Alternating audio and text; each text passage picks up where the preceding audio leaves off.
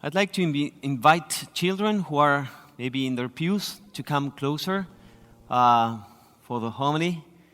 You know what's the name of this homily? Stepping out of your comfort zone. At least for me. But if you want to come closer, that'll be great too.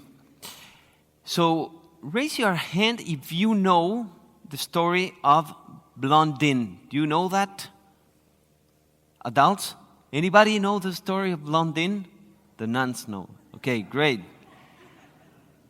So Blondin, this is a true story, okay? It's a story of an acrobat. And he performed many different things. But one of the things he liked to do the most was to walk across the Niagara Falls on a tightrope. So the first time he crossed, he had a balancing pole, and he crossed the Niagara Falls. Have you ever been there? No? Do you know what the falls are? Yeah? Okay. Huge falls, 160 feet above the ground. And he crossed. And everybody was amazed. Big crowds used to come to watch what was happening. So one day, a royal party from England came to watch this great spectacle. And what happened is that he not only crossed once, but twice, and then he crossed with a wheelbarrow. Can you do that? No? You cannot, but you have a wheelbarrow, but that's different.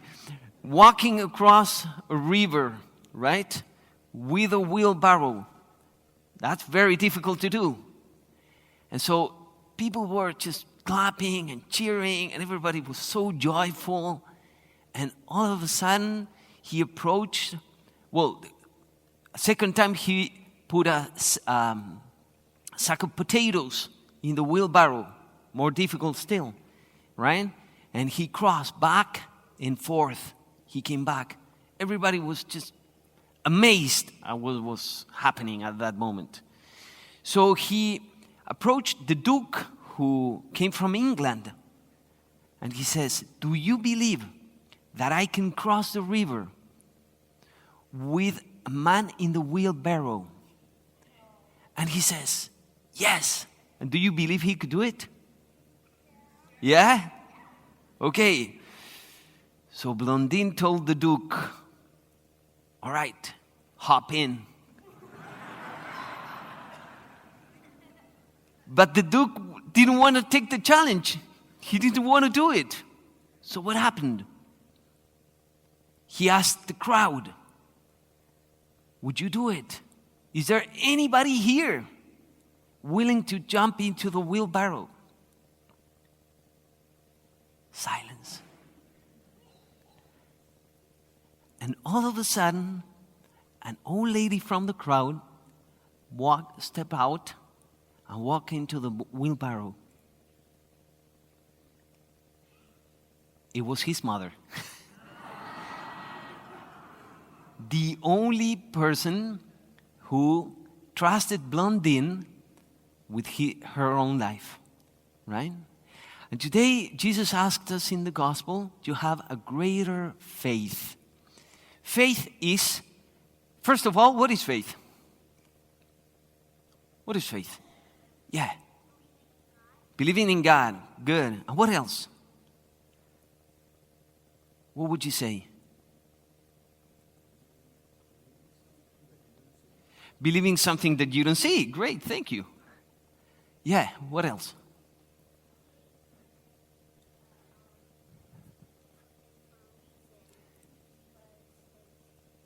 Believing something for a reason. That's it. Good. Say that again. Believing something that you have no proof in. Okay, now let me ask you something else. Have you ever been in China? No. All right. China is for real? Is there a country that's named China? Yes. And are you sure? Yes. How come? You've never been there? You saw it on the map. Okay. How do you know it? Have you seen pictures? Yeah. My friend's from China. You have a friend from China. Awesome. Is there anyone in the congregation here that has been in China? Yeah, a couple people. Okay. China, Mary. How's China? It's nice. Okay. Can we believe Mary who was in China? Yes? No. Why not? Oh my God. No, I know her, right? She's a good person, yeah? We can believe in Mary, yeah? For that, all right. That's exactly what happens, yeah, with faith. We believe in something that we don't see, but we have sort of borrowed eyes to see. We haven't been there. We haven't seen it with our own eyes. But Mary did. A lot of people raised their hands. They were in China. So we believe because someone else told us about it. Right? That's exactly the same thing that happens with Jesus. He came from a country that we can name eternity. He's the only one who came from eternity. There's no other person. But he came all the way down to this earth to tell us how it was like. So Mary said, China is nice. And we believe it's a nice country, okay? But we believe based on her. So there's a component of trust every time that we have faith. But there's also something that we learn. And we cannot prove everything. We live like that. We live in trust. There's no other way to live. You cannot distrust everything everybody tells you about everything. You have to trust in others. And so you trust and you know based on that trust. Do you follow me on that? Yeah? Awesome. So if Jesus, who's the only one who came from this country of eternity, comes down and says, you know what? I'm preparing for you. There's a room there for you. Do you believe that? Yes. Yeah? No? Yes? Well, if you trust Jesus, then you believe in what he said. So when he says, in my Father's house, there are many dwelling places, and I'm preparing a spot for you, Mimi, there's a spot for you, right? That's how it is. And when he says, in my Father's house, there's my Father. So we can trust in him. We can put our trust in him. To have faith is not to be blind. It's to see with borrowed eyes. It's to see reality with the eyes of Christ himself. When the disciples ask him today in the gospel, Lord, help our unbelief, raise our faith. Really, the translation is add more faith to our faith. That would be the most accurate way to put it, right? Well, Jesus says, if you had the faith the size of what? Of a mustard seed. Is that a big seed or a small one? It's a small one, right? Yeah. So, do we need more faith or we need a stronger faith? Stronger faith. That's what Jesus is getting at. He's saying, you don't need to have more content. You just have to have one thing, but very strong. It's faith in me, trust in me, and then everything flows from there, right? Everything flows from there. Do you like spicy food? Yes? No? Do you know which ones are the spiciest peppers? Which one? Carolina one? I don't even know, but is that very spicy? Yeah. Okay. Is it big or small? They're big. All right. Pepper X. Okay. I'm glad you like it. Anyone else? Usually just a little seed of these peppers is strong enough to be spicy enough, at least for me, right?